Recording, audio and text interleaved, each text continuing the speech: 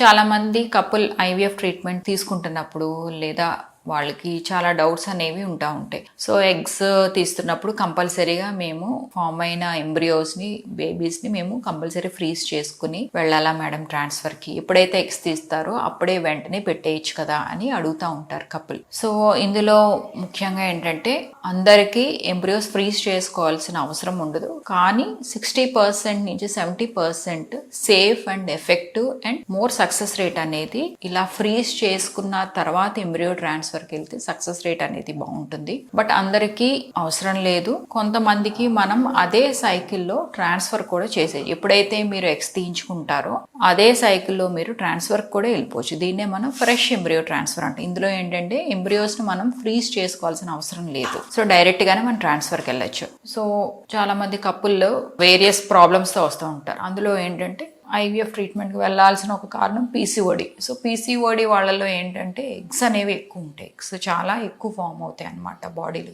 ఇచ్చిన ఇంజెక్షన్స్కి ఎక్కువ స్టిమ్యులేట్ అవుతాయి అన్నమాట. ఓవరీ ఎక్కువ హైపర్ స్టిమ్యులేట్ అయ్యి ఎగ్స్ కూడా ఎక్కువ రిలీజ్ అవుతాయి. సో ఎగ్స్ కూడా ఎక్కువ ఫామ్ అవుతున్నప్పుడు హార్మోన్ లెవెల్స్ అన్ని ఉండాల్సిన దానికంటే ఎక్కువ ఉంటాయి. దీన్ని supra physiological elevation of oestrogen. ఇది ఎంబ్రియో పెట్టడానికి అంత హెల్ప్ అవ్వదు. సో వీళ్ళకి ఏంటంటే కంపల్సరీగా ఎగ్స్ గ్రో అయిన తర్వాత అవి తీసిన తర్వాత అదే సైకిల్లో అనేది మనం ట్రాన్స్ఫర్ చేయడానికి ఉండదు. సో ఎంబ్రియో ఫామ్ చేసిన తర్వాత డెఫినెట్ గా దాన్ని వాళ్ళు ఫ్రీజ్ చేసుకోవాలి. సో 1 month గ్యాప్ తర్వాత అప్పుడు ట్రాన్స్ఫర్కి వెళ్ళమంటాం. ఆల్మోస్ట్ 90% పీసీఓడి వాళ్ళలో ఇలాగే వెళ్ళాలి. సో ఇంకోటి థైరాయిడ్ ప్రాబ్లం ఉన్న వాళ్ళలో కూడా ఇలాగ ఫ్రీజ్ చేసుకోవాలా మేడం అని అడుగుతుండే. సో థైరాయిడ్ ప్రాబ్లం ఉన్నంత మాత్రాన ఫ్రీజ్ చేసుకుని వెళ్ళాలని కంపల్సరీ ఏం లేదు. Depending upon there egg count, వాళ్ళ లైనింగ్ బట్టి, వాళ్ళ ప్రొసీజర్స్కి ఏమైనా వెళ్ళిన తర్వాత ట్రాన్స్ఫర్కి వెళ్తే బెటరా, ఇవన్నీ చూసుకుని మనము వాళ్ళ హార్మోన్ లెవెల్స్ బాగున్నాయా అని చెక్ చేసుకున్న తర్వాత మనం వాళ్ళ ఎంబ్రియోస్ ఫ్రీజ్ చేసుకోవాలా లేదా ఫ్రెష్ ట్రాన్స్ఫర్కి వెళ్ళాలా అనేది వాళ్ళతో కపుల్తో డిసైడ్ అయ్యి మనము ముందుకెళ్తాం అనమాట. సో కంపల్సరీ థైరాయిడ్ ప్రాబ్లం ఉన్న వాళ్ళందరూ ఫ్రోజన్కి ఎంబ్రియోస్ ఫ్రీజ్ చేసుకుని వెళ్ళాల్సిన అవసరం లేదు. సో మూడోది వచ్చేసరికి లో ఎంహెచ్ అనమాట. ఎగ్స్ బాగా తక్కువ ఉన్న వాళ్ళకి కంపల్సరీగా మేము ఎగ్స్ ఫ్రీజ్ చేసుకుని వెళ్ళాలన్నాడు. సో లో ఎంహెచ్ అంటే ఎగ్స్ కౌంట్ తక్కువ ఉన్న వాళ్ళకి ఏంటంటే ఎగ్స్ కూడా వచ్చే ఛాన్సెస్ తక్కువ ఉంటాయి కాబట్టి వాళ్ళ హార్మోన్ లెవెల్స్ కూడా ఎక్కువ పెరగవు. సో హార్మోన్ లెవెల్స్ ఎక్కువ పెరగవు కాబట్టి ఎంబ్రియో పెట్టినప్పుడు ప్రాబ్లం అనేది ఏమీ ఉండదు. సో వాళ్ళకి తర్వాత ఇతరత్ర ప్రాబ్లమ్స్ అనేవి వన్స్ కన్ఫర్మ్ అయిన తర్వాత, ప్రెగ్నెన్సీ కన్ఫర్మ్ అయిన తర్వాత ప్రాబ్లమ్స్ అనేవి రావు. సో వీళ్ళకి కూడా మనము కంపల్సరీ ఫ్రోజన్ ఎంబ్రియో ట్రాన్స్ఫర్కి వెళ్ళాల్సిన అవసరం లేదు. డైరెక్ట్గా అదే సైకిల్ ఎగ్స్ తీయించుకుని వెంటనే ట్రాన్స్ఫర్కి కూడా వెళ్ళొచ్చు. కానీ ఒక్కొక్కసారి ఏంటంటే ఎగ్స్ అనేది వయసుతో పాటు తగ్గుతున్నప్పుడు ఫస్ట్ వాళ్ళని మనం ఎగ్స్ అనేవి కలెక్ట్ చేసుకుని వెళ్ళమంటాం. సో ఒక సైకిల్లో ఎగ్స్ తీసిన తర్వాత ఇమీడియట్గా మళ్ళీ నెక్స్ట్ సైకిల్లో కూడా ఎగ్స్ తీసుకుని అప్పుడు ట్రాన్స్ఫర్కి వెళ్ళమని చెప్తాం. సో దీనివల్ల ఏంటంటే వాళ్ళు ఎంబ్రియోస్ ఫ్రీజ్ చేసుకుని వెళ్తే సక్సెస్ అనేది బాగుంటుంది.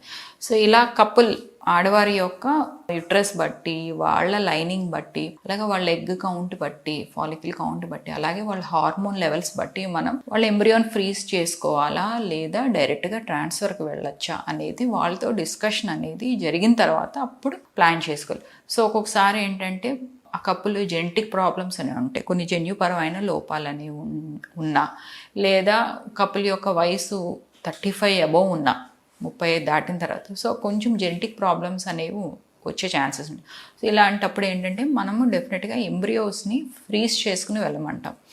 ఎందుకనంటే ఎంబ్రియో టెస్టింగ్ అయిన తర్వాత ఆ రిపోర్ట్ రావడానికి అట్లీస్ట్ 2 weeks పడుతుంది. సో అలాంటప్పుడు మనం ఇమీడియట్గా ట్రాన్స్ఫర్ చేయడానికి ఉండదు. సో వాళ్ళలో కూడా ఎంబ్రియోస్ ఫ్రీజ్ చేసుకుని అప్పుడు ట్రాన్స్ఫర్కి వెళ్ళమంటాం అనమాట.